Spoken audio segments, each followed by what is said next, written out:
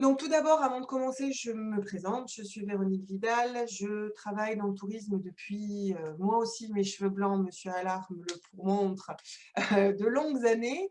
Ça fait une vingtaine d'années à peu près que je travaille dans le monde du tourisme et je travaille principalement à l'accompagnement des entreprises touristiques.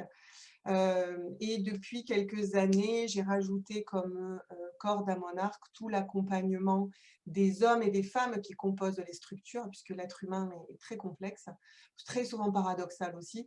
Et donc, du coup, je suis partie sur les bancs de l'école à nouveau pour aller chercher un bac+5 en sciences humaines pour venir accompagner voilà, cette logique-là. Donc, des fois, il y a des choses où vous, voilà, vous verrez que cette tonalité-là, elle est importante pour moi aussi dans mon propos. Voilà, donc je suis cofondatrice du cabinet 4V, membre du groupement IB Réseau. Voilà, on est un groupe de consultants qui travaillons ensemble parce que l'intelligence collective, et vous allez voir, on va en parler, c'est une nécessité dans un monde qui est en pleine mutation et qui nous amène beaucoup d'incertitudes. Alors, je commence mon propos et c'est bien le début de mon propos, c'est qu'on est aujourd'hui dans un contexte et une demande qui sont particulièrement complexes, évidemment. Et on a notamment l'année 2020, il y a un an, quasi jour pour jour, on a vécu finalement la planète entière qui s'est arrêtée. Et on a vécu le temps qui s'est arrêté et pourtant, et ça c'est un paradoxe très intéressant, les changements se sont accélérés. Donc, une espèce de stop a créé un processus d'accélération des ruptures. Donc, en fait, les ruptures, elles étaient déjà là, mais la période 2020 a généré une accélération des ruptures. Donc, c'est intéressant, en tout cas, c'est une approche sociologique aujourd'hui qui est prônée là-dessus, c'est de se dire finalement, il y avait déjà des choses dans les tuyaux. La crise n'a pas fait émerger totalement des nouveautés sociologiques. Par contre, ça a accéléré des ruptures dont on avait déjà un petit peu conscience. Qu'est-ce que ça a comme conséquence finalement entre hier et demain? Eh bien, c'est d'abord un hier où on avait une conception d'une utilisation des ressources comme si elles étaient éternelles. Voilà, on avait cette logique de dire non mais peu importe, les énergies fossiles, etc. Et puis depuis quelques temps, et encore plus avec l'année 2020, on s'est mis à parler d'une économie de la frugalité. Ça veut dire quoi? Ça veut dire privilégier la qualité à la quantité. Il y a d'autres mots qui vont avec, hein, par exemple la notion de démassification, rentrer dans quelque chose de plus personnalisé, etc. D'un monde mécanisé vers un monde plus numérique avec évidemment, et donc Monsieur Allard en parlait, oui bien sûr la digitalisation encore et toujours, hein.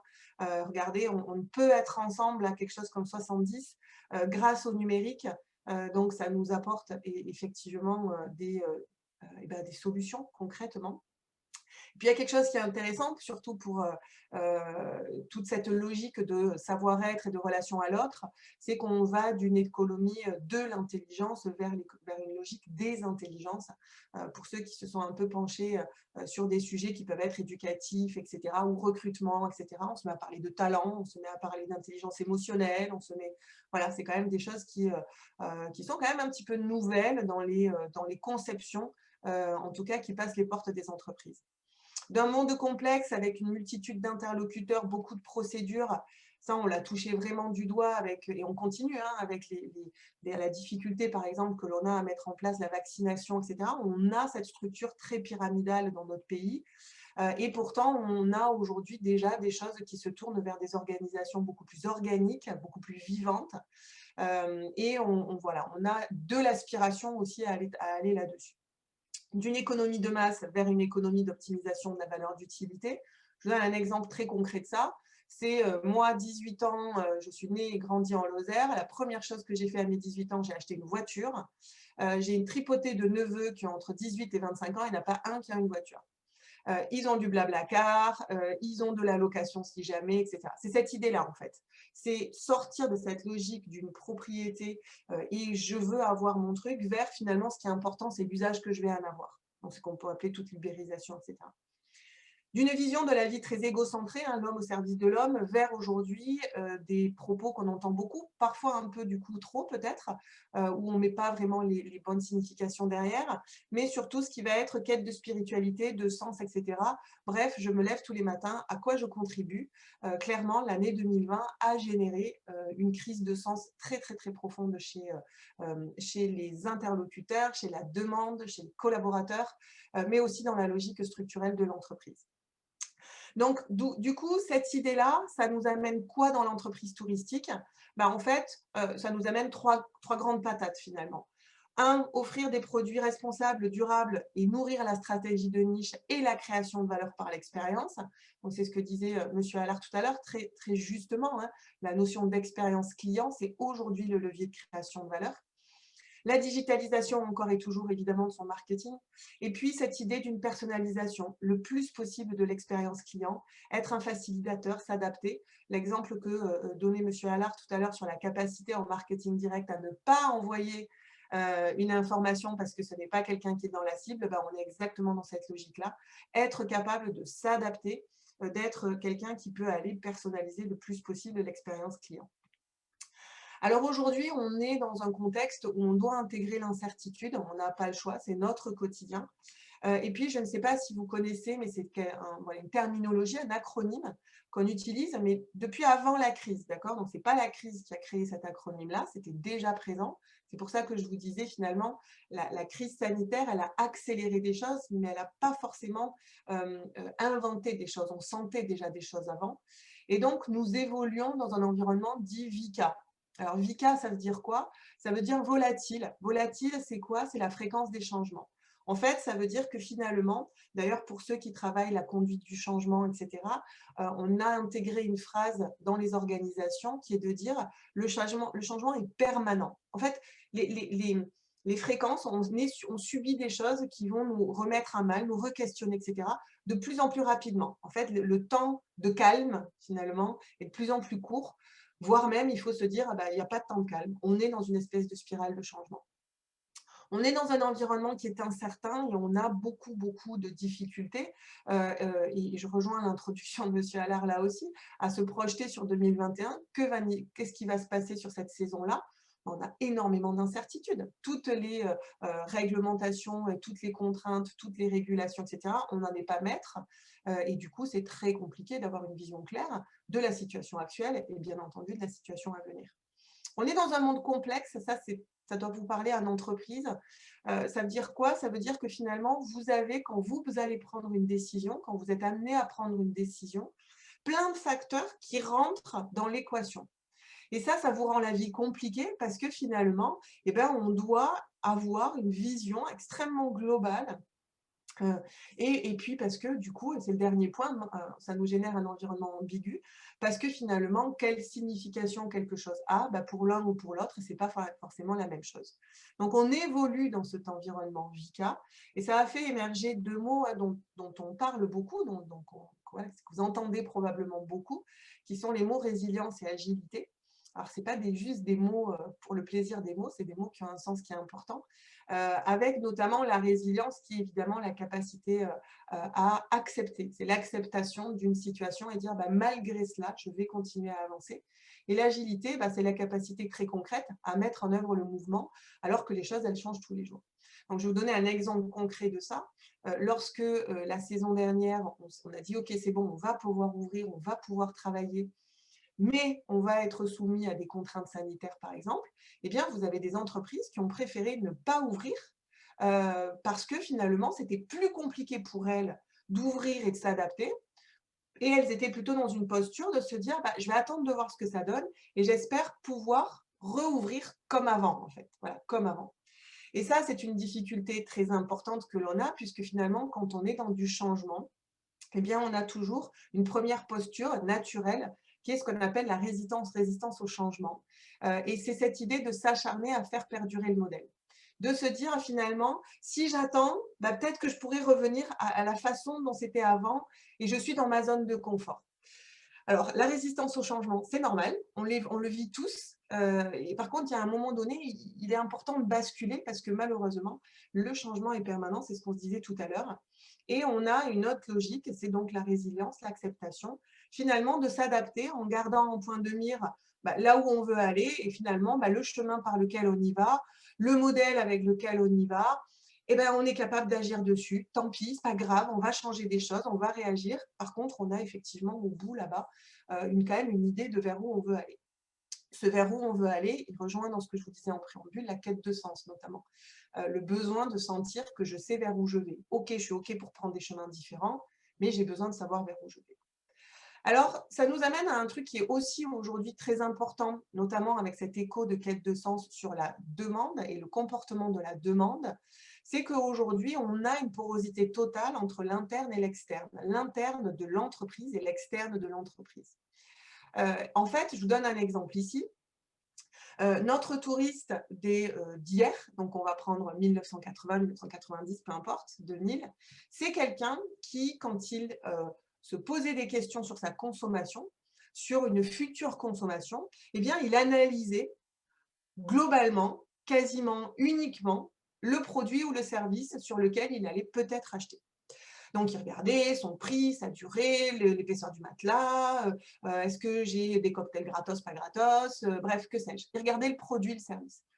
Tout ce qui était l'équipe, l'éthique, la technicité, la façon de travailler, les relations de l'entreprise en interne, en externe, etc., rentrait pas, voire peut-être un tout petit peu, dans la balance de la considération que quelqu'un allait avoir finalement de son achat.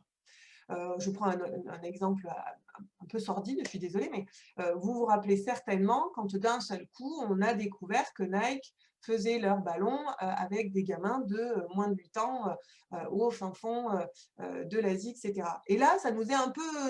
Après, on a re-enterré tout ça consciencieusement et puis voilà, donc ça a marché un temps, hein, ça nous a un peu choqué un temps, mais finalement, derrière, ça ne nous a plus perturbé tant que ça. Aujourd'hui, c'est plus du tout le cas.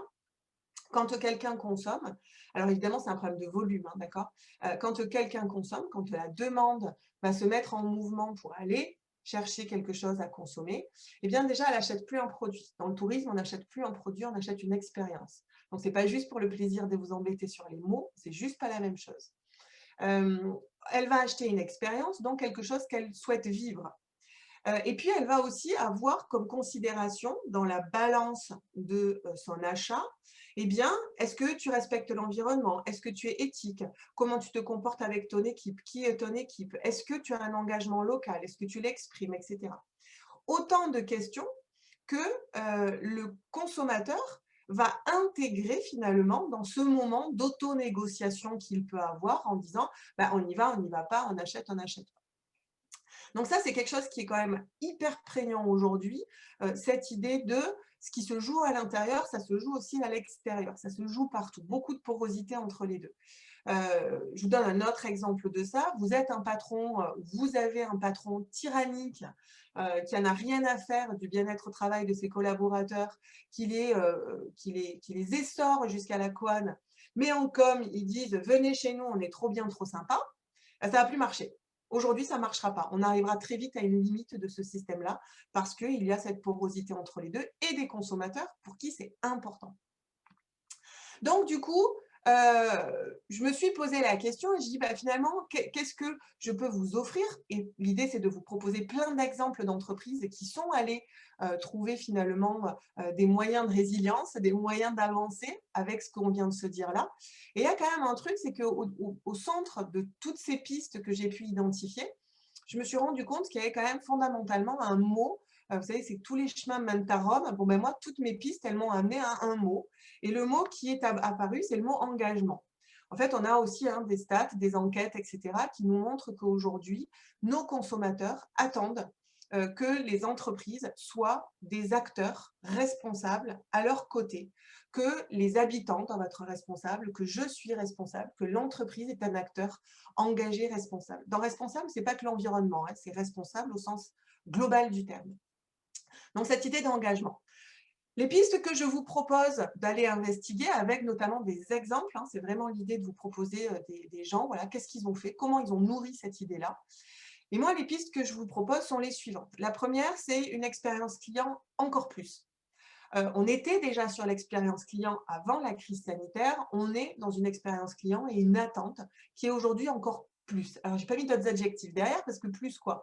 Plus personnel, plus émotionnel, plus engagé, plus rigolote, plus que vous voulez, mais plus, encore plus. On a une attente d'aller encore plus sur de l'expérience client.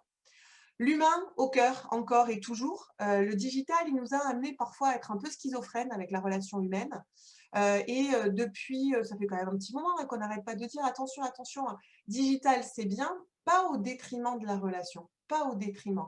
Bon, ben alors aujourd'hui, alors qu'on peut plus se voir, on peut plus se toucher, on peut plus s'embrasser, on peut plus faire des bouffes ensemble, etc. Mais l'humain, mais on se rend compte à quel point il nous manque prodigieusement et terriblement. C'est l'accueil ce matin. Julie qui a dit: «Mais ça nous fait plaisir de vous voir». Mais c'est exactement ça, en fait. Quel plaisir de se voir enfin. Alors on ne peut pas se toucher, on ne peut pas être dans la même pièce, mais on a besoin de le nourrir outrageusement. De l'écologie, évidemment. Je ne vais même pas aller débattre sur ce sujet-là. J'espère que vous êtes tous convaincus et que la science et que ce que l'on vit vous montre que nous ne pouvons pas continuer comme ça. C'est pas possible. L'autre jour, j'ai échangé avec une sociologue, elle me partageait une information que j'ai trouvée absolument édifiante. C'est qu'on a aujourd'hui la masse du vivant sur notre Terre et la masse du construit. Et ben voilà, ce que nous, on a construit sur la planète égale la masse du vivant sur la planète.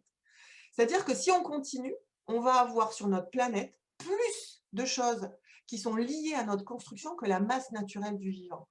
Voilà, moi, ça m'a fait un peu tourner quand même dans mon sommeil, je ne vous cache pas, ça m'a un peu perturbé cette histoire-là.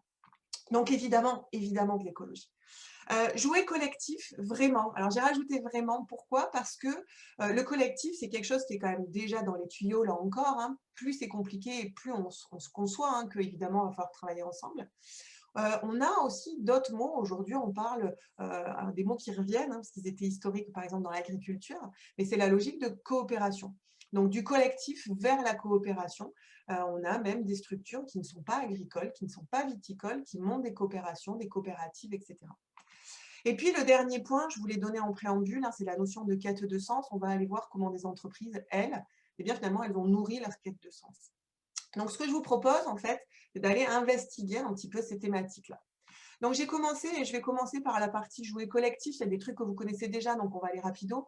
Mais c'est par exemple l'évolution des éductours. Les éductours, c'était des rencontres historiquement entre des prospects et des clients et des offreurs touristiques. Et puis, plus ça va, et plus les éductours, on les fait entre prestataires. Ben oui, parce qu'on s'est bien rendu compte que l'énergie positive d'un territoire, elle est passée par le cercle vertueux de se connaître les uns les autres. Parce que on a un enjeu à partager, à progresser, voire même à mutualiser des moyens. C'est ici l'exemple en dessous que vous avez. C'est un collectif qui s'est organisé, qui s'appelle Oxygène. C'est des prestataires APN, ça fait longtemps qu'ils se sont structurés ensemble. Et c'était vraiment cette idée de, ben voilà, on ne peut pas rester tout seul dans notre coin, c'est complètement idiot, on a trop d'enjeux à réfléchir ensemble, etc. Aujourd'hui, c'est des gens qui mutualisent même des RH. Donc, ils ont embauché quelqu'un, ils arrivent, le collectif a réussi à créer un poste et qui a justement la vocation d'animer, faire vivre, mutualiser, etc., etc. Puis ce qui est intéressant, c'est qu'on a des nouvelles organisations, alors nouvelles pas forcément, mais des gens qui sont aujourd'hui sur le marché, qui s'organisent un petit peu autrement. Moi, mon côté marketing, il aime bien cette idée-là. Ce sont des gens qui s'organisent du coup collectivement, hein, qui montent un collectif. Sauf que là, l'exemple que vous avez ici, c'est un collectif qui s'est organisé autour de la satisfaction client. Ce sont des gens qui ne se sont pas organisés en disant on est pareil, donc on se met ensemble. Ce sont des gens qui se sont dit on a potentiellement les mêmes clients qui vont avoir un besoin dans lequel on intervient tous, donc on va se mettre ensemble. En l'occurrence ici, c'est la logique de l'événementiel. Et donc dans l'événementiel, si vous êtes un client, vous avez besoin d'un fleuriste, vous avez besoin d'un traiteur. Or, un fleuriste et un traiteur, c'est des gens qui ne vivent pas dans le même monde. Ben, eux, ils se sont organisés en disant ben, on ne va pas s'organiser par filière, on va s'organiser dans une logique d'une réponse client. Voilà, donc on a un petit peu des choses aujourd'hui qui existent comme ça. Le collectif, ça passe aussi, et jouer collectif, ça passe aussi pour vous dans vos entreprises, sur, par exemple, être des gens qui vont se valoriser les uns les autres. Donc ça, en général, vous le faites. Hein. Bah, je suis là, je suis hébergeur à tel endroit, voilà les trucs à faire autour. Bon, ok, c'est pas mal. Moi, j'aime, c'est déjà même absolument fondamental, hein. Vos clients, quand ils vont vous choisir, bien entendu qu'ils vont être intéressés par cette information-là. Et puis, vous avez des gens, vous avez ici, c'est les grottes de Klamath, ça c'est des gens qui sont dans l'arrière-pays de l'Hérault. Et eux, ils ont des choses qui sont importantes pour eux dans leur conception des choses. Et du coup, en fait, ils valorisent des gens autour d'eux qui sont des gens qui sont un peu atypiques, voire même carrément atypiques dans le monde du tourisme. Ce n'est pas des prestataires classiques. Donc, ce n'est pas le loueur de canoë-kayak, c'est pas, etc. Et vous avez, par exemple, ici à droite, une valorisation d'un prestataire qui propose une expérience qui est le Wolf Movement. Réveille ta véritable nature, courir, grimper, sauter, s'équilibrer. Wolf Movement est une méthode pédagogique progressive qui replace les mouvements naturels du corps au centre de la santé générale. Sur le papier, historiquement, une grotte, c'est-à-dire un site touristique qui dit dans les trucs à faire autour de chez moi, il y a un truc, c'est pour que tu ailles mieux dans ta tête et dans ton corps, c'est pas habituel. C'est pas habituel. Sauf que quand on connaît les grottes de Klamath, qu'on regarde ce qu'ils font, qu'on interagit avec eux, etc., d'un seul coup, ça devient hyper logique. Parce qu'ils ont fondamentalement dans leur ADN des convictions très fortes sur le bien-être, sur les problématiques de pédagogie, de faire, voilà, etc., etc. Donc, du coup, ça devient très logique. Et ça, c'est sympa. Ça, c'est sympa parce que le Wolf Movement, il n'y a pas grand monde qui va m'en parler. Moi, je suis hyper contente de tomber sur un truc comme ça, alors que j'ai peut-être apprécié les grottes de Klamath pour leur engagement. Je vais trouver un écho dans cette logique-là. Donc voilà, ça c'est intéressant d'essayer d'aller travailler sur de la valorisation qui est peut-être autre chose que les grands classiques autour de vous. Puis je vais être un peu raide, mais vous avez des gens sur vos territoires qui font quand même plutôt bien leur travail, ça s'appelle des offices de tourisme, et ils le font ce boulot-là. Donc, soit vous faites mieux qu'eux, mais du coup, vous différenciez votre information, soit finalement, laissez faire les offices, ils le font hyper bien. Voilà, si c'est pour dire la même chose que les offices en moins bien, le faites pas, le faites pas. Par contre, ça c'est un truc sur lequel j'ai peut-être pas forcément de réponse. Donc, tout à l'heure, Monsieur Allard en parlait, c'était toute cette dimension d'une clientèle de proximité. Donc, on va venir chercher ici la logique d'une expérience, du développement d'expérience, et de proposer à vos clients une expérience locale. Alors, évidemment, les contraintes sanitaires ont fait que, l'année dernière, il y a de grandes chances qu'on soit quand même dans des choses qui ressemblent pas mal cet été. On va voir, hein, il y a tellement d'inconnus dans l'équation, mais malgré tout, même si on a des enjeux sanitaires et des contraintes sur lesquelles il y a des choses qui lâchent, là tout de suite ça ne sent pas comme ça, mais sait-on jamais, il n'en reste pas moins qu'il reste la peur, d'accord? Ça veut dire que par exemple, oui, je peux partir, oui, d'accord, j'ai le droit légalement, pour autant, être pas loin d'un hôpital dans une zone que je connais, ça reste aujourd'hui quelque chose qui va être un élément hein, dans le comportement de nos consommateurs. Donc, du coup, cette logique locale, elle a deux choses. Elle a deux aspects. Le premier aspect, ce sont les gens qui sont, j'en sais rien, à Lyon, à Dunkerque, peu importe, qui veulent sortir des sentiers battus et qui veulent vivre une expérience personnelle. Je viens chez vous, voilà. Et ce que je veux, c'est vivre un truc qui soit quelque part que pour moi. J'adore la sensation de vivre quelque chose en mode VIP. Pas VIP luxe, d'accord, avec plein de trucs. Non, VIP en mode intime, moi, secret, etc. Ça, nos clients, ils adorent ça. Ils sont dans une quête de ça très forte. Puis il y a une deuxième chose, c'est qu'aujourd'hui, vous avez aussi une clientèle de proximité qui potentiellement, et c'est l'exemple de l'introduction de M. Allard tout à l'heure, va venir en vacances à 30 km de chez vous. Ils vivent à 30 km et ils viennent en vacances chez vous. Or, eux, ce sont des gens qui sont différents. Je suis local, je ne suis pas touriste. Les locaux détestent qu'on les prenne pour des touristes. Détestent ça. Je vous donne un exemple. Si vous êtes prestataire de visite et de site de visite, vous le savez très très bien. Vous avez les gens, ils viennent quand ils ont des invités chez vous. Vous êtes une grotte, un site de visite, peu importe que sais-je, les gens, ils viennent chez vous et la première chose qu'ils vont vous dire, ils disent non, non, mais moi je connais, je suis d'ici. Hein. Ça, c'est ma famille, ils sont de Lyon. Ils ont presque une espèce d'attitude de dire attention, hein, attention, il faut que tu reconnaisses que je suis d'ici. Donc, ça, c'est quelque chose qui est hyper important à prendre en considération parce que je ne peux pas parler à mes acteurs locaux de la même façon que je vais m'adresser aux touristes. Je ne peux pas leur proposer la même chose non plus. On va prendre un exemple. Quand je suis avec de la clientèle de proximité, elle bosse. Donc, il faut lui proposer quelque chose à 18h30, par exemple. Parce qu'à 18h30, elle va venir faire du canoë-kayak. Voilà. Donc, on peut avoir, et ça va être un produit spécifique, etc. Donc, on a finalement, ces deux logiques-là sur la logique locale. Donc, je vous présente ici un prestataire qui est un prestataire qui est à la limite du Gard et de l'Hérault. C'est quelqu'un qui a un hébergement et c'est quelqu'un qui a aussi une activité mobilité douce, donc trottinette électrique, vélo électrique. Je vous ai mis un mot flash, c'est le mot conviction, je l'ai déjà prononcé, je pense, depuis tout à l'heure. Et quand vous allez sur leur site web, regardez, je n'ai pas fait exprès, mais le screenshot que j'ai pris dit déjà « par conviction ». Voilà, c'est des gens convaincus, il y a des convictions. Et en fait, ce qui est très intéressant, c'est qu'ils vous disent, et ils l'expriment hyper bien, aujourd'hui, plus que jamais, je défends l'idée qu'une aventure, ce n'est pas une histoire de distance ou de temps, mais plutôt une capacité à ouvrir les yeux sur des choses simples et accessibles à tous. Notre proposition porte l'espoir que l'on peut apprendre en s'amusant et qu'ainsi on saura mieux préserver ce que l'on connaît. La garrigue et ses espaces méditerranéens, ils sont dans l'Hérault, évidemment. Ok. Donc ça, c'est intéressant parce que c'est dit, en fait, c'est clairement dit sur leur site web. Et ils vont plus loin, c'est que eux, ils ont donc, comme je vous disais, de la mobilité douce. Donc, ils amènent leurs clients et ils ont des thématiques. Ils vont amener leurs clients dans les vignobles, dans les oliveraies, etc., puisque c'est ça qu'il y a autour de chez lui. Et c'est sa conviction de valoriser ce territoire. Et donc, il dit même sur son site web, mais en fait, si tu es prestataire dans le coin et que moi, je ne te connais pas, que je ne connais pas ton vignoble, dis-moi-le. Parce que du coup, on peut sûrement trouver un moyen de travailler ensemble pour que nos clients, que ce soit les tiens, que ce soit les miens, et ça, on s'en fout en fait, eh bien, ils profitent d'une expérience qu'on va porter ensemble, d'une voix, autour d'une expérience locale. Et ça, j'ai trouvé ça vachement sympa parce que c'est carrément écrit sur son site web. On ne se connaît pas, viens vers moi, on va forcément trouver quelque chose. Un site web, voilà, il est classiquement, on va dire, orienté sur les clients. Ben là, il a aussi une dimension finalement qui est de dire, regarde, on appartient au même territoire, viens vers moi. Je vous montre ici un exemple. Là, pour le coup, c'est la logique d'aller chercher la clientèle locale, de proximité. Aller titiller la fibre consommateur de votre territoire. De dire à quelqu'un de votre territoire, viens consommer ici. Quand tu consommes ici, quand tu me consommes moi, eh bien, tu participes à l'engagement d'une réalité, d'un soutien économique local. Aujourd'hui, les gens, ça compte pour eux. C'est extrêmement important. Ils ne sont pas du tout à se ficher de ce sujet-là. Donc, c'est vraiment quelque chose que vous avez tout à fait intérêt à valoriser.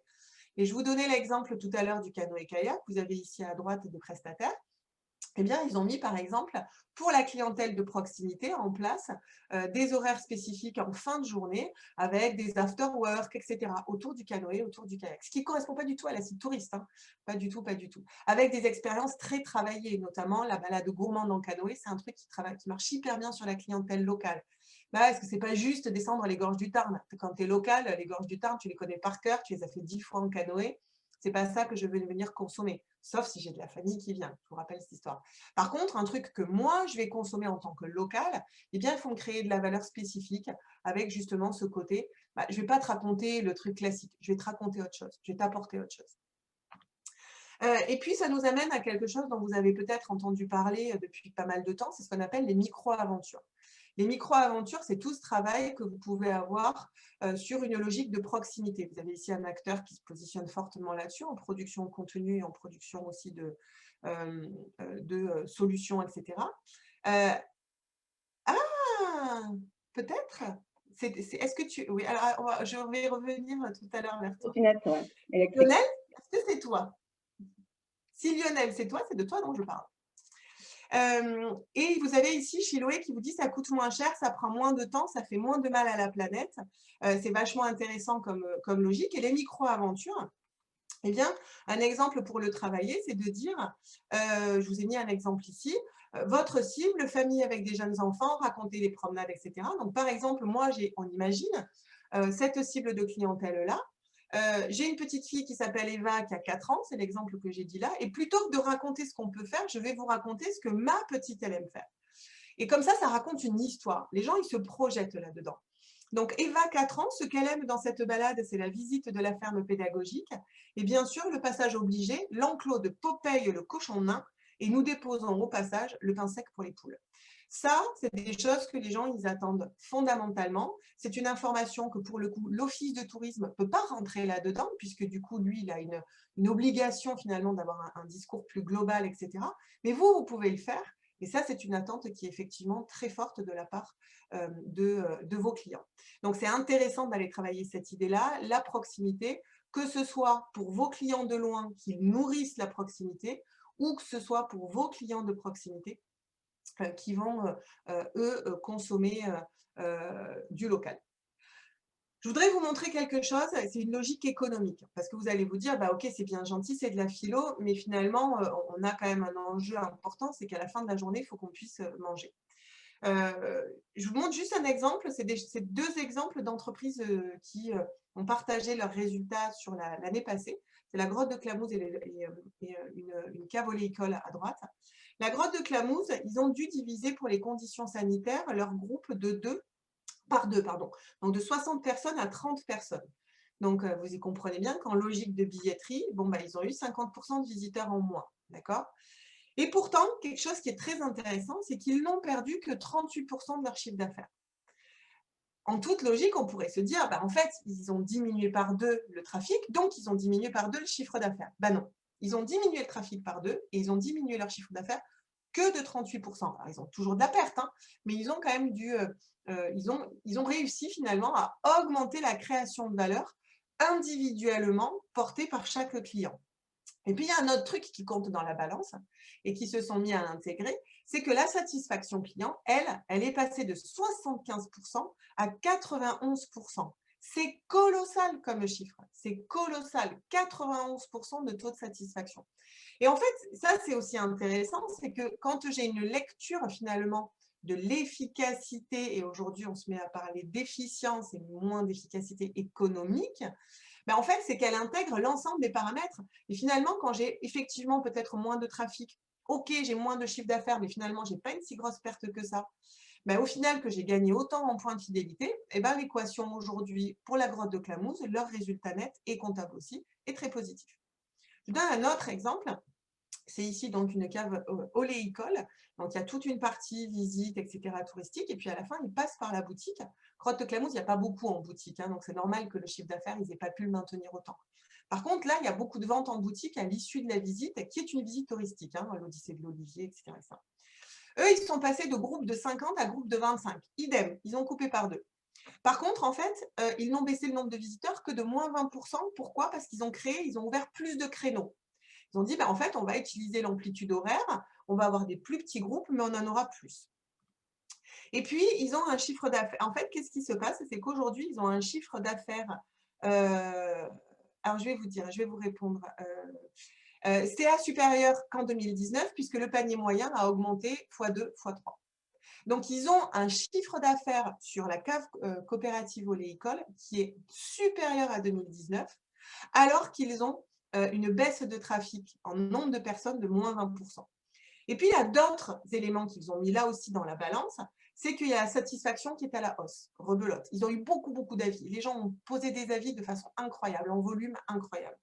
Et puis, donc, c'est les avis, je vous le disais. Et puis, le dernier truc, qui n'est pas des moindres, c'est qu'ils ont le plaisir au travail des guides qui a augmenté.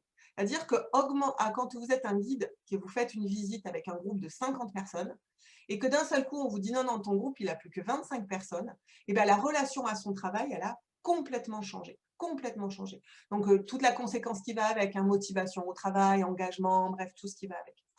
Donc, il y a des Mémil qui pose une question, donc du coup, je vais répondre. Comment la grotte a-t-elle fait concrètement? En fait, ce qui se passe, c'est que sur la billetterie, ils n'ont pas augmenté le prix, ça n'a rien changé, donc effectivement. Par contre, ils ont un espace boutique, un espace consommation, etc. Et les gens, parce qu'ils étaient bien, ils partaient moins, donc ils prenaient une boisson, ils revenaient, ils allaient faire du canoë et ils revenaient à la grotte sur la terrasse. Ils ne reconsommaient pas la grotte, mais ils consommaient les glaces locales, ils consommaient, etc. En fait, ce lieu est sorti d'une logique de masse. Il a basculé sur quelque chose qui était plus intime. Du coup, les gens restaient plus longtemps et consommaient des produits complémentaires de façon plus importante. Alors que jusqu'à présent, finalement, on avait un billet égal un petit panier dans la boutique et hop, les gens y partaient. Aujourd'hui, un billet, ça ne changeait pas. Voilà, c'est comme une logique de cross-selling, absolument. Et sur la cave oléicole, c'est hyper fort. Et moi, je discutais avec eux il n'y a pas longtemps. Et du coup, je leur ai dit, mais ok, on imagine, on a une baguette magique. Plus de Covid. Qu'est-ce que vous faites? Est-ce que vous revenez à votre jauge des 50? Et là, j'étais avec toute l'équipe et de façon ultra unanime et d'une évidence absolue, ils m'ont tous regardé en disant, non, non, mais on a déjà acté, plus jamais on passera les 25. Ça veut dire que on a finalement… Et autre question que je leur ai posée, c'est s'il n'y avait pas eu le Covid, est-ce que vous auriez fait ça? Et là, ils me disent non, parce qu'en fait, nos peurs, elles auraient été trop importantes. Et notre mécanique, et tout à l'heure, M. Allard parlait des modèles économiques. Notre mécanique, elle était basée sur un modèle économique dans lequel l'indicateur était le nombre de personnes à la billetterie. Voilà. Et le responsable tourisme, il me dit, mais moi, dans ma tête, j'avais un indicateur qui clignotait. Si je fais rentrer plus de gens dans mon process, j'ai fait mon taf. Plus il y en a, plus j'ai fait mon taf. Aujourd'hui, c'est quelqu'un qui dit, c'est plus du tout ça que je considère être mon travail. Plus du tout. Mon travail, il est d'optimiser l'expérience client, parce que j'ai bien compris aujourd'hui que plus j'optimise l'expérience client, plus je crée de la valeur. Je crée de la valeur au sein de mes collaborateurs. Je crée de la valeur économique pour mon entreprise. C'est ça qui est intéressant. C'est que derrière, j'ai une logique économique qui fonctionne. Donc, des exemples hyper, hyper intéressants. Alors, c'est pas de la stat, hein, c'est des exemples, évidemment, d'accord? Et derrière, enfin, voilà, dans leur histoire, à ces entreprises, il y a beaucoup d'engagement sur plein de choses, d'accord? Mais voilà, mais c'est sympa parce que c'est une réalité économique. Exactement, Françoise, je suis tout à fait d'accord avec ce que vous dites et puis vous m'aidez sur la diapo d'après, parce que la diapo d'après, c'est l'humain. Et de la consommation à outrance, on est passé à plus d'humain finalement, c'est exactement ça. C'est une aspiration hyper forte. Et vous avez donc ici un exemple, donc l'humain au cœur. Donc ici, c'est un prestataire de canoë-kayak, c'est le même exemple que tout à l'heure, mais c'est quelqu'un qui est chouette. Donc je vous présente Muriel, elle s'appelle Muriel Simon. Et Muriel, c'est quelqu'un dont, comment vous dire, il n'y a pas besoin de la convaincre que l'humain, c'est important. C'est quelqu'un qui est fondamentalement comme ça. Alors, Nadège, j'essaierai de répondre tout à l'heure. Je pose juste la question de côté et j'essaierai d'y répondre tout à l'heure. Et donc, Muriel, quand le premier confinement est apparu, bah, ça a été terrible, en fait, comme nous tous, bien entendu, avec la rupture du lien.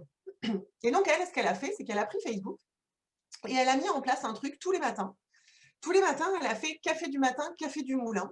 Donc, tous les matins, elle est avec son petit… donc, pendant le premier confinement, elle a fait ça et elle nous a fait rencontrer les gens de son village, le boulanger, le voisin concurrent, etc. Elle est allée nous raconter des histoires. Elle est allée chez ça c'était hyper drôle, elle est allée chez une dame qui est âgée dans le village, mais du coup qui a toute la mémoire du village. Elle est un peu vieille quand même. Donc du coup, Facebook, tout ça, elle ne maîtrisait pas très bien. Et donc Muriel a dû, à un moment, lui dire, il faut qu'on arrête les gens, en fait, il faut qu'ils passent à autre chose, là, il faut qu'on arrête. Et la dame, elle lui dit, mais j'ai pas fini de te raconter les histoires, faut que tu reviennes demain. Donc du coup, Muriel, elle a dû repartir le lendemain matin parce que la mamie, elle n'avait pas fini de raconter ses histoires. Mais c'est juste merveilleux, quoi. C'est juste merveilleux. Donc voilà. Donc après, elle est à l'aise avec ça. Ça ne veut pas dire qu'il faut le faire. C'est juste qu'elle a trouvé, elle, ce moyen-là de nourrir la relation humaine. Donc après, elle met en scène des trucs, elle va visiter des concurrents, elle va, etc., etc. Donc du coup, voilà un petit peu un exemple de l'humain toujours au cœur. L'humain toujours au cœur, alors peut-être que du coup, si c'est Lionel qui est là en nitrote, et ben, du coup, c'est Lionel. Et ça, c'est la dimension du colibri. Je ne sais pas si vous connaissez l'histoire du colibri. Le colibri, vous savez, il y a la jungle qui est en feu et puis tous les animaux de la forêt se mettent à aller chercher de l'eau à la rivière pour éteindre l'incendie. Puis il y a le colibri, lui aussi, il va remplir son bec avec une goutte d'eau. Et l'éléphant le regarde, mort de rire, et lui dit, mais qu'est-ce que tu fais? Avec ta goutte d'eau, tu ne vas pas aller très loin. Et le colibri y répond, je fais ma part. Et ben voilà. Ben en fait, cette logique de faire sa part, aujourd'hui, dans la considération que l'on a de l'humain, et je rejoins vraiment le commentaire de Françoise tout à l'heure, hein, finalement, voilà, on se recentre sur un truc qui est fondamental, qui est l'humain. Et bien voilà, faire sa part, c'est important. Donc, vous avez ici le prestataire dont je vous parlais tout à l'heure. Pendant le confinement et le premier confinement, c'est quelqu'un qui a mis en place de la livraison en mobilité douce, des paniers locaux des paysans du coin pour aller amener aux gens qui ne pouvaient pas sortir de chez eux, etc. etc. Bref, d'un seul coup, voilà, je considère que dans cette situation-là et dans mon économie locale, à un moment donné, il va falloir faire sa part, donc je fais ma part. Sachez que ça ne fonctionne que quand derrière, c'est une sincérité absolue. Ces gens-là n'ont pas fait ça pour faire de la pub. Ils ont fait ça parce qu'ils pensent que le matin, quand ils se lèvent, ça fait partie de la logique dans laquelle ils estiment vivre. D'accord ? Donc, dans cette même logique, vous avez ici un restaurateur qui s'appelle Giraud, qui est à Narbonne, si jamais dans vos pérégrinations et quand les restaurants sont enfin ouverts, vous invite à aller manger chez Giraud parce que surtout si vous aimez les histoires, puisque c'est quelqu'un qui vous fait, voilà, qui vous mangez dans des histoires. C'est voilà, c'est bon, c'est une très belle table. Et en fait, ce qui est intéressant, c'est que Giraud, lui, il s'est dit, bah, en fait, moi, mes histoires, dans mes assiettes, je peux les raconter parce que j'ai des producteurs géniaux derrière. Mais si demain, il n'y a plus de producteurs géniaux derrière, moi, j'aurai plus d'histoires à raconter. Je ne peux plus faire mon travail, c'est pas possible. Donc, je suis un maillon de la chaîne. Je suis un maillon de la chaîne et si à un moment donné, j'essaye pas de trouver une solution alors que je ne peux plus faire mon job de maillon, qu'est-ce qui va se passer? Bah, ça a un impact sur la chaîne. Donc, j'essaye de trouver une solution. C'est des gens qui ont fait preuve de beaucoup d'agilité, vous vous rappelez ce mot-là tout à l'heure, puisque c'est quelqu'un qui, hyper rapidement, après le premier confinement, a mis en place, de façon un peu bordélique au début, puis ça s'est vachement structuré au fur et à mesure, du click and collect, directement des produits. En fait, il a dit à ses producteurs, venez poser vos produits chez moi, on va dire aux gens qui peuvent venir directement acheter vos produits. Comme ça, vous ne mourrez pas, en fait. Parce que si vous mourrez, bah, en fait, tout s'appauvrit, tout le monde y perd. Donc, faire sa part et on survivra si on s'y met tous, effectivement.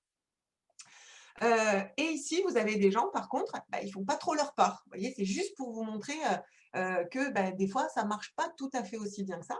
Et vous avez ici un exemple d'un mail qui a été envoyé à des restaurateurs par un fournisseur. Et en fait, le mail en question, alors je vous passe la lecture totale du mail, mais je vous le raconte en gros. En gros, le prestataire, le fournisseur, il a dit, bah, écoutez, c'est la galère pour tout le monde. Voilà, je comprends hein, que ce soit compliqué, tout ça. Enfin, en même temps, nous, on n'est pas là pour faire la trésorerie de vos restaurants. Donc, vous allez nous payer. Voilà. Et puis, vous allez aller voir l'État et tout ça, parce qu'il n'y a pas de raison que nous, on absorbe vos problèmes de trésorerie. Sur le fond, ça s'entend, hein, sur le fond, bien entendu, d'accord. Sur la forme, ça manque fondamentalement de délicatesse. D'autant que ils ont envoyé ce mail à absolument tous leurs clients, même ceux qui avaient payé. Donc, le restaurant, moi, qui m'a fait passer ce mail-là, m'a dit, mais moi, j'avais payé parce que justement, j'avais conscience de, il ne faut pas que je laisse mes fournisseurs dans la galère, c'est pas à eux. Elle était convaincue de ça. Hein. Et bien, en fait, elle avait fait le job et la réception de ce mail, ça a généré un truc, je vous laisse deviner une seconde, ben, elle a arrêté de travailler avec ces gens-là. Ça n'a rien à voir avec le produit. Le produit, le service, etc., pas de problème. Ils ont arrêté de travailler avec ces gens-là parce qu'ils ont été blessés. On est dans l'humain, hein. Ils ont été blessés d'un tel comportement qui manque autant de délicatesse. Voilà. Donc l'humain au cœur aujourd'hui, c'est aussi des choses comme ça. On en a vu beaucoup hein, pendant le confinement, des mauvais comportements. Tout à l'heure, je vous parlais de l'écologie, évidemment, bien sûr de l'écologie. Vous avez ici un camping, ça fait des années, ils ont même structuré leurs produits dans cette logique-là, en mettant par exemple, alors qu'ils sont en bord de mer, des végétaux peu demandeurs en eau, ils paillent, enfin voilà, ils ont tout un processus, ils ont pensé leurs produits. Donc, ce n'est pas du greenwashing, je ne sais pas si vous avez entendu ce mot-là, hein, le greenwashing, c'est cette idée de dire d'un seul coup, je dis que c'est écolo parce que les gens, ils aiment bien, ça n'a rien à voir. Là, on est sur un produit qui, depuis 15 ans, est structuré en faisant attention que, alors que je suis au bord de la mer et que j'ai de la température qui fait que monter d'année en année, je n'ai pas un truc qui demande 10 litres d'eau par jour parce que c'est délirant en fait. Voilà, donc, ils ont mis en place tout ça. Donc, bien sûr, aujourd'hui, c'est une attente absolument fondamentale et on va même, pour certains prestataires, jusqu'à des démarches qui sont des démarches dites de RSE. Donc, je ne sais pas si vous avez entendu parler de ce machin-là. La RSE, c'est la responsabilité sociétale des entreprises. Donc, en fait, c'est la considération dans une entreprise de se dire, eh bien, finalement, je suis un acteur, d'accord? Je suis acteur sur mon territoire, etc. Donc, finalement, j'ai des engagements qui me semblent nécessaires en tant qu'acteur à avoir. Et vous avez dans la RSE un pan très fort qui est le pan de la dimension écologique. Et ici, vous avez un prestataire, c'est un petit prestataire, et c'est pour ça que je vous le montre, parce qu'on n'a pas besoin d'être une grosse entreprise pour se lancer dans la RSE, pas du tout. On peut être un petit hôtelier, c'est quelqu'un qui a des convictions évidemment historiques, etc., qui a fait, qu'il a mis en place tout ça. Et c'est un engagement très clair, très organisé dans cette structure-là, voilà, d'un engagement écologique RSE dans cette entreprise. Autre chose, et ça j'aime beaucoup cette idée-là, je vous la partage, qui est la suivante, c'est plutôt à l'échelle de territoire que ces choses-là sont travaillées. Et vous avez la Finlande, c'est ici l'exemple de la Finlande que je vous propose, avec cette idée de l'écologie à la pédagogie, il n'y a qu'un pas, on est toujours dans cette logique d'engagement, d'acteur. Et vous avez la Finlande qui a écrit un plaidoyer de la Finlande durable à destination des touristes. Donc en fait, quelque part, si vous voulez, quand vous êtes touriste, vous vous engagez, et c'est ce qu'écrit ce plaidoyer: «Je suis touriste, donc je m'engage à nanani, nanana» et cetera, et vous l'avez ici. Donc lors de mon voyage, je m'engage à me comporter comme un Finlandais, et pour ça, ça veut dire quoi? Ça veut dire, eh ben, ralentir, ça veut dire comprendre que je peux me connecter à la nature, mais que du coup, je lui dois du respect, que je vais ramasser mes déchets, que je vais laisser les zones d'eau sans plastique, et cetera. Donc, je ne vais pas vous faire toute la traduction du truc, mais c'est cette idée d'une posture finalement de la destination en disant, bah voilà, finalement, si tu viens chez nous, c'est pas que nous qui portons l'écologie, c'est pas que nous qui portons la responsabilité d'une société, d'un environnement meilleur, etc. C'est aussi toi en tant que touriste qui est acteur. Donc, on est encore sur cette idée d'engagement, d'aller chercher chez le client l'engagement. Vous avez l'Islande qui a fait des trucs hyper rigolos là-dessus. En plus, ils ont utilisé l'humour pour faire ça. Ils ont travaillé avec des vidéos, etc. C'est vachement bien fait, très sympa. Et l'idée, bien entendu, c'est que les acteurs économiques puissent, eux, s'approprier cette démarche collective dans cette logique de l'engagement des touristes. Autre sujet que je voulais aborder avec vous, c'est toute la dimension de la quête de sens. Alors qu'il y a un mot, finalement, il est tellement utilisé qu'il devient un peu vide de sens, c'est un peu dommage. Mais la quête de sens, je vous la propose un peu théoriquement, 2 secondes. Je vous assure, ça ne sera pas long, mais juste pour que vous compreniez un truc qui est vachement intéressant. C'est un mec qui s'appelle Sinek, Simon Sinek, peut-être que vous en avez entendu parler. C'est quelqu'un qui a posé une théorie, pas mal de temps de ça, hein, qui, à mon avis, aujourd'hui, explose complètement dans sa réalité. Et en fait, Sinek, qu'est-ce qu'il nous dit? Il nous dit, donc il a inventé les 3 cercles concentriques que vous voyez là, qu'il appelle les cercles d'or, the golden circle. Et ce que nous dit Sinek, il dit, bah, finalement, le what, c'est-à-dire ce que tu fais, 100% des entreprises communiquent sur ce qu'elles font. Voilà, donc tout le monde sait ce qu'il fait, hein, voilà, je fabrique des cocottes minutes, je te dis que je fabrique des cocottes minutes, achète mes cocottes minutes. OK. Ce que nous dit Sinek, c'est qu'il y a d'autres choses qui rentrent dans l'équation, et notamment le comment, le how. Donc, tout ce qui va être, par exemple, le savoir-faire. Je vous donne un exemple de cette idée-là. Bah, la coopérative oléicole dont je vous parlais tout à l'heure, et ce sont des gens qui mettent terriblement en avant le savoir-faire traditionnel, historique, etc., qui justifie, par exemple, les prix des produits dans la boutique, qui sont des prix importants, hein, c'est des prix très importants. Mais oui, mais c'est justifié par le how, en fait, c'est justifié par le comment. Je donne un autre exemple, mon mari s'est acheté un super vélo, longtemps je n'avais pas parlé de vélo, Julie, en Ariège, le vélo, c'est important. Mon mari s'est acheté un nouveau vélo. L'entreprise en question, c'est une entreprise française, ça fait partie du choix de mon mari de s'acheter ce vélo-là. Eh bien, cette entreprise, elle le met outrageusement en avant, le comment, leur savoir-faire. Ils ont fait des vidéos sur l'usine, comment, etc. Ils ont fait des vidéos pour présenter, alors Paul, il fait ça, et Philippe, lui, il fait ça, etc. Et ils ont un critère d'embauche, un seul. Alors, je ne peux pas ouvrir tous les micros, donc je ne peux pas vous sonder, mais le critère d'embauche, c'est la passion du vélo.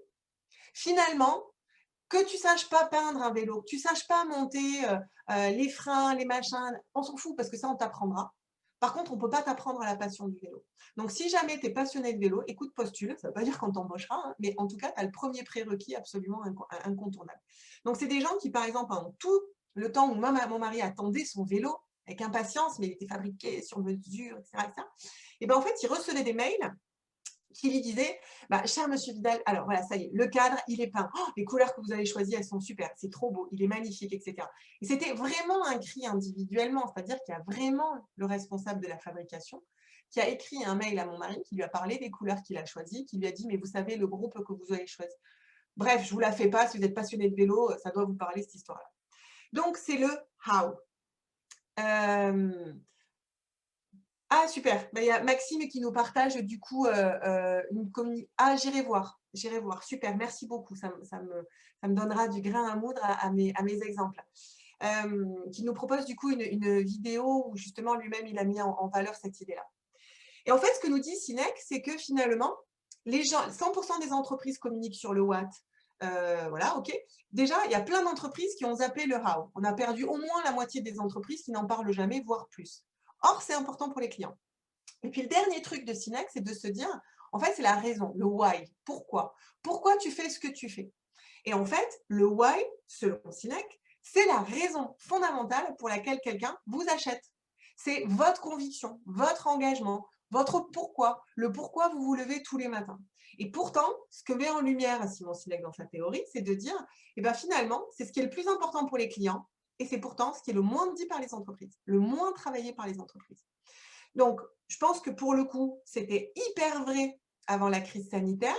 Je pense que la conscience de ça a beaucoup, beaucoup accéléré pendant la crise sanitaire et l'année 2020. Et on a vu émerger des choses. Alors, je vous propose des exemples de gens qui ont travaillé leur raison d'être. Donc, juste pour vous montrer quelle tête ça a, la raison d'être, hein, c'est une conviction, on est convaincu que blablabli, blablabla, nous rêvons d'un monde d'égalité, ceci, cela, ou encore, dans 10 ans, nous voudrions être le premier acteur ou l'acteur principal engagé sur ci, sur mi, etc. Donc, ça peut prendre toutes ces formes-là. Tout à l'heure, je vous parlais des grottes de Clamousse et c'est des gens qui ont l'engagement au cœur de leur réflexion. Et je vous montre ici une façon de nourrir leur quête de sens. En fait, ces gens-là, ils ont par essence un milieu qui est hostile, puisque c'est une grotte. En fait, ils se sont dit, ben voilà, nous, on s'est adaptés, ils se sont adaptés très, très vite à la crise sanitaire, vraiment très vite. Ils ont tout de suite travaillé collectivement sur les protocoles qu'ils ont partagés avec les autres sites de visite culturelle, etc. Enfin, tout de suite, ils ont été dans mettre en œuvre quelque chose. Donc, la résilience, c'est quelque chose qui est dans leur ADN, voilà. Et en fait, ils se sont dit, avec la crise sanitaire, ils ont vu émerger un besoin et ils ont répondu à cela et ça correspond complètement à leur façon de penser, d'accord, qui est qu'ils ont mis en place un produit sur la résilience. Et ce produit, il est destiné aux entreprises notamment. Et l'idée est la suivante, c'est que finalement, on parle de résilience en entreprise, je vous en parle, mais ça reste des mots en fait. Ça reste un mot. Et un mot, tant qu'il n'est pas mis en œuvre, tant qu'il n'est pas mis en action, tant qu'il n'est pas, comment dirais-je, vécu, bah, ça reste un truc un peu nébuleux, quoi. Mais en fait, ils ont dit, bah, qu'à cela ne tienne, nous, on pense que la résilience, c'est ce qui va permettre aux entreprises de survivre. Il faut s'adapter. Quel endroit est plus pertinent et plus intéressant qu'une grotte, milieu hyper hostile, pour vous entraîner à la résilience? Et donc, en fait, ils ont créé avec un mec qui, me semble-t-il, est journaliste de guerre. Donc, Dieu sait que lui, la survie, l'adaptation, machin, il connaît bien. Et en fait, ils ont mis en place un produit dédié aux entreprises, mais pas que, hein, on peut y aller en tribu, etc., pour justement vivre concrètement l'incarnation de ce que ça veut dire la résilience, quoi. Parce que du coup, quand tu es dans une grotte, qu'il n'y a plus de lumière, qu'il n'y a pas à bouffer, qu'il n'y a pas d'électricité, qu'il n'y a pas machin, comment tu fais pour t'adapter? Donc d'un seul coup, ce n'est pas juste un mot, c'est une réalité que l'on peut aller toucher du doigt. Aujourd'hui, ils ont pas mal d'entreprises de la France qui se déplacent pour venir vivre ce produit-là dans leur entreprise. D'autres façons de nourrir sa quête de sens. Donc, vous voyez, c'est bizarre comme produit, je reviens là-dessus 2 secondes, mais c'est bizarre comme produit sur le papier, dans le tourisme, on n'aurait jamais imaginé un truc comme ça. Et ouais, mais si, c'est logique, parce que dans leur why, dans leur raison d'être, bah, c'est logique. Voilà. Si on revient à leur raison d'être, c'est hyper logique. Voilà. Si on sort de la raison d'être, on se dit, tiens, c'est bizarre. Autre exemple, c'est une entreprise ici, c'est un couple, donc je vous présente ici Laetitia et Boris Leclerc. Ce sont des chefs d'entreprise, historiquement de 2 restaurants à Paris, et puis depuis maintenant quelques années, d'un domaine viticole qui est dans le sud de la France, dans l'Hérault. Et donc, ces gens-là, eh bien, en fait, ils ont la quête de sens, elle les a amenés, la raison de se lever tous les matins, la justesse, la justice de ça les a amenés à faire des choix de gouvernance. La gouvernance, c'est un sujet qui est très travaillé, par exemple, dans la RSE, dont je parlais tout à l'heure. La gouvernance, c'est la façon dont on prend les décisions, etc. Et en fait, ces gens-là, ils ont vécu un truc spécifique. C'est-à-dire que quand ils sont venus dans le sud pour aller intégrer la Grande Sieste, le domaine de la Grande Sieste et se mettre à la viticulture, eh bien, en fait, leurs 2 restaurants sur Paris devaient continuer à travailler. Donc, ils ont pris un collaborateur qu'ils ont mis en directeur finalement de ces 2 établissements-là. Et puis eux, du coup, ils pouvaient se concentrer sur le domaine de la Grande Sieste. Cette personne-là était hyper compétente, hyper engagée, super, sauf qu'elle a fait un burn-out. Donc cette personne, du jour au lendemain, elle a grillé. Donc avec ce que peut avoir de violent un burn-out, évidemment. Et là, ils se sont dit, mais en fait, c'est pas possible, on peut pas reprendre, on peut pas recruter quelqu'un à nouveau, le mettre là, en sachant qu'il y en a un qui a grillé. Enfin, c'est abominable. On peut pas accepter de finalement générer le même modèle avec évidemment la même prise de risque qui va derrière. Donc, ça les a amenés à se dire, il faut qu'on change de modèle parce que notre modèle, il a fait du mal à quelqu'un. Et ça, voilà, on n'a pas envie, on est dans le pourquoi on se lève tous les matins, c'est pas acceptable. Et donc, en fait, ils se sont penchés sur plein de choses, ils ont étudié plein de choses, etc. Ils ont fait un constat qui est que 13% seulement des employés sont activement engagés dans leurs entreprises.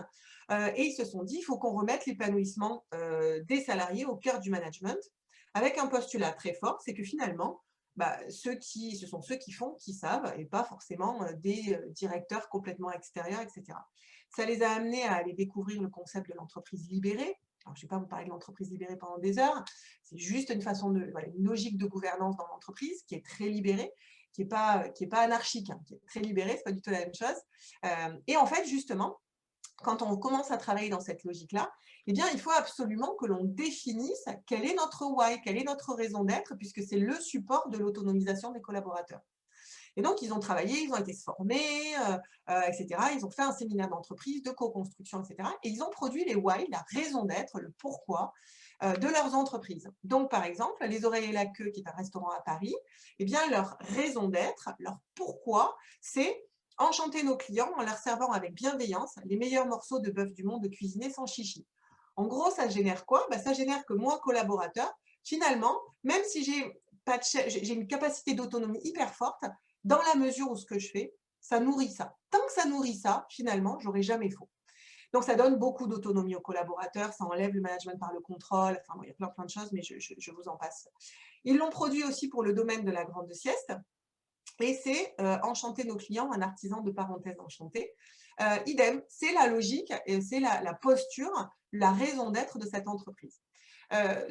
Juste pour vous donner un ordre d'idée, c'est que l'entreprise libérée, on la trouve en termes de gouvernance dans des entreprises industrielles avec 1500 salariés, 3000 salariés, etc., comme on peut le trouver au domaine de la grande sieste où vous avez 6 salariés. D'accord? Donc, on n'est pas dans un truc qui est un modèle qui est à appliquer uniquement à certaines typologies d'entreprises. Pas du tout. La raison fondamentale pour laquelle on le fait, c'est qu'on a des convictions que quand je me lève le matin, en l'occurrence pour eux, je ne veux pas être celui qui fait du mal à mes collaborateurs. Je caricature un petit peu, mais c'est un peu l'idée. Donc voilà ici des gens pour qui l'expérience les a amenés à se poser des questions de raison d'être fondamentale. Oui, exact, dans la grotte de Londres, c'est Isabelle qui nous parle de ça. C'est lieu hostile, il y a une expérience en ce moment. Régulièrement, ils nous en enferment des gens dans les grottes, les pauvres, ça doit être affreux. J'espère qu'ils auront des bonnes choses à nous raconter. Un dernier exemple de la quête de sens, c'est un camping origine très forte dans le tourisme social et associatif. C'est des gens du coup qui ont évidemment des valeurs très fortes et ils ont travaillé en collectif sur leurs valeurs, ils les ont écrites, ils les ont posées collectivement. Et je vous donne juste un exemple de la matérialité de ça. Eh bien, c'est que par exemple, quand ils recrutent des saisonniers, ils les recrutent et pendant tout le long de la saison, les saisonniers ont des rendez-vous avec la directrice de l'établissement. Donc, ce n'est pas juste je te recrute et puis à la fin, tu fais ton truc terminé. Il y a un management, ça fait partie de la logique et des valeurs de l'entreprise qui est extrêmement prégnant. Et il y a surtout, et ça c'est hyper intéressant, à la fin de la saison, un entretien de départ. Et cet entretien de départ, ce n'est pas tant un entretien de départ, c'est plutôt un entretien qui permet de construire la suite du projet du collaborateur. On parle de saisonnier, hein, on parle de saisonnier. Et en fait, à la fin de la saison, la directrice, elle reçoit tous les saisonniers et elle va leur dire, par exemple, écoute, tu étais au ménage, cette année, on a été vachement contents, ça s'est bien passé, on a pu faire des points et tout ça, je t'ai vu progresser. J'ai surtout vu aussi, par exemple, qu'avec des clients étrangers, c'est un exemple, d'accord, tu baragouinais l'anglais, tu n'étais pas très bon, mais bon sang de bois, t'y allais, c'était top. Moi, ce que je te propose, c'est que je pense que tu as un talent, tu as une envie, ce serait dommage de ne pas le nourrir. Ce que je te propose, et ils vont jusqu'à téléphoner à Pôle emploi, organiser avec Pôle emploi la formation, etc., a posteriori du contrat. Et en fait, ce sont des gens qui ont un taux de fidélisation de leurs saisonniers qui est hyper important. Ils ont assez peu de problèmes de recrutement de saisonniers. Pour la petite histoire, je discutais avec ces gens-là et à la table, il y avait des gens qui étaient à 10 minutes de chez eux qui, eux, s'arrachaient les cheveux, mais tous les étés, et plus ça allait, plus ils s'arrachaient les cheveux pour recruter des saisonniers. Ça n'allait jamais, ça ne fonctionnait jamais, les jeunes ne veulent pas travailler, c'est tous des feignants, nanana, nanana, etc. Et là, tu te dis, mais en fait, ils sont les deux au même endroit, sur le même territoire. Il y en a un qui n'a pas beaucoup de problèmes de recrutement, Mais ils ont mis en place plein de choses. Et puis, tu as ceux qui sont dans le vieux modèle. Et dans le vieux modèle, eh ben, ça ne marche pas avec les jeunes générations, évidemment, puisqu'on a conflit hyper fort voilà, d'un modèle qui ne correspond pas à ce qu'on peut retrouver de façon prégnante chez les jeunes générations. Donc, on en revient à mon mot et toutes les pistes que je vous ai proposées. Et en fait, ce que je voulais vous montrer, en fait, c'est qu'il y a beaucoup de porosité aussi là-dedans. Je reviens sur l'hôtel dans le Lot. Et je vous ai remis à gauche les petites bulles que je vous avais, les pistes que je vous avais proposées.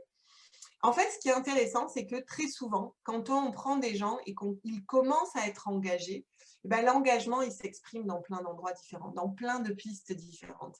C'est rare de trouver des gens qui n'aient qu'un engagement écologique, etc., et que toutes les pistes que moi, je vous ai données en plus ne soient pas travaillées.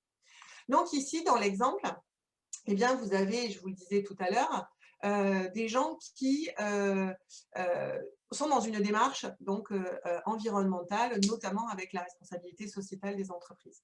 Et dans la RSE, il n'y a pas que ça. Et donc, ce sont des gens qui, par exemple, parce qu'on fait ça dans la RSE, on se pose la question du territoire dans lequel on est et les impacts qu'on a les uns sur les autres dans un territoire. Ça fait partie du travail qu'on fait en RSE, de dire, ah ben voilà, je suis un acteur et finalement, j'ai des impacts sur d'autres structures, etc. Et on pose les impacts et on regarde pour que ces impacts soient le plus positifs possible. D'accord? Donc, c'est vraiment une projection, une façon de penser, de se dire, je suis un acteur, je veux générer du positif. D'accord? C'est cette idée-là. Et donc, en fait, quand je discutais avec le directeur de l'établissement et il me disait, bah voilà, moi au début, j'ai eu le choix de travailler notamment pour le linge avec le prestataire, puisqu'il est hôtelier, etc. Donc évidemment, il a des draps, etc. De travailler avec le prestataire du coin, ok, qui passe avec sa bagnole, qui me récupère mon linge, etc., etc. Il me dit, mais voilà, moi, je n'ai pas décidé ça. J'ai décidé de travailler avec la NESAT, qui est plus loin. Je dois amener mon linge, donc ça me coûte plus quelque part. Ça me coûte plus cher très concrètement, économiquement, ça lui coûte plus cher. Pour autant, il me dit c'est un truc sur lequel jamais, jamais, jamais je ne reviendrai. Parce que ça me fait ma matinée. Je pars à l'ESAT amener mon linge, je fais toujours en sorte de ne pas avoir de rendez-vous derrière, de ne pas avoir d'obligation, parce que c'est un moment humainement, hyper intéressant, hyper riche. Il amène les croissants, les pains au chocolat pour les travailleurs, il passe du temps avec eux, ils sont hyper contents de le retrouver. C'est un espèce de rendez-vous comme ça dans sa vie qui est devenu un rendez-vous hyper riche, hyper intéressant. Donc pour lui, jamais de la vie, il reviendra en arrière là-dessus.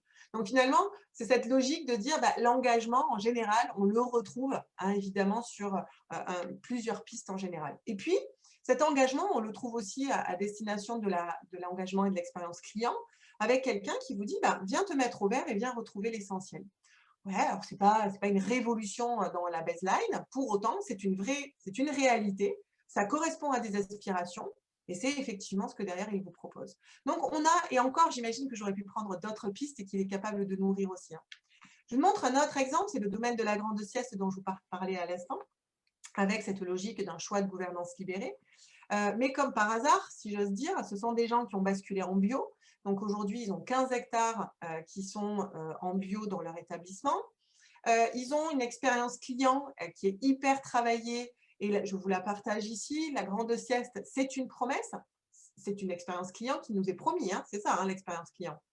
Partager des moments d'amitié loin de la fureur et du bruit. Les seuls autorisés restants, ceux des rires, des cigales et plus tard d'un léger ronflement. Bah oui, j'ai plein de choses, plein d'ingrédients qui sont effectivement des choses qui nourrissent l'expérience client. Et puis, vous avez le jouet collectif. Le jouet collectif, ils font partie de Vignobles et Découvertes, ils font partie d'un réseau, ils s'envoient les clients, ils réfléchissent ensemble pour pouvoir être réactifs, agir, etc., etc. Pour terminer, ce que je voulais vous dire finalement en conclusion, c'est la chose suivante. Les tendances de la demande, elles ont pris un coup d'accélérateur. On ne peut pas ne pas en tenir compte. C'est pas possible. En fait, donc, quand on a des ruptures, quand on a des évolutions comme ça, qu'est-ce qui se passe? C'est pas que d'un seul coup, tout le monde se met à penser noir et se met à penser blanc, c'est pas ça. C'est on avait quelques personnes, et le volume restait faible, qui avaient ces logiques-là. Et puis d'un seul coup, avec 2020, on a un plus gros volume, mais un gros volume d'un seul coup qui a basculé. Donc on a aujourd'hui des attentes de la demande qui sont clairement orientées, entre autres, autour des choses que je vous ai proposées. Il est des choses à inventer. évidemment, je ne sais pas si alors on va essayer de nourrir le côté, positif. Monsieur Allard en parlait tout à l'heure en disant: «Je suis un optimiste». Alors moi aussi, je suis vraiment quelqu'un de très optimiste, et il y a plein de trucs à inventer. Il y a plein de gens qui ont des idées incroyables. Dans les périodes difficiles, on voit émerger de la création, on voit émerger des idées, on voit émerger des entrepreneurs, on voit émerger des projets, on voit émerger plein de choses. Et pour ça, parce qu'on est dans une telle incertitude, penser que tout seul, on va savoir, c'est un peu ambitieux. Je pense que pour le coup, l'intelligence collective, voire la coopération, sont des choses sur lesquelles on peut trouver des leviers de travail intéressants. L'expérience client, c'est enlever le négatif. Vous avez vu, je vous ai dit, c'est mon côté optimiste. C'est enlever le négatif, c'est nourrir le positif, et c'est raconter des histoires, mettre la relation au cœur. Ça, je pense que vous avez à force pas mal compris cette idée-là. J'espère vous avoir montré des exemples qui pourront vous donner un petit peu des idées de façon sur lesquelles vous pouvez aller un petit peu plus loin.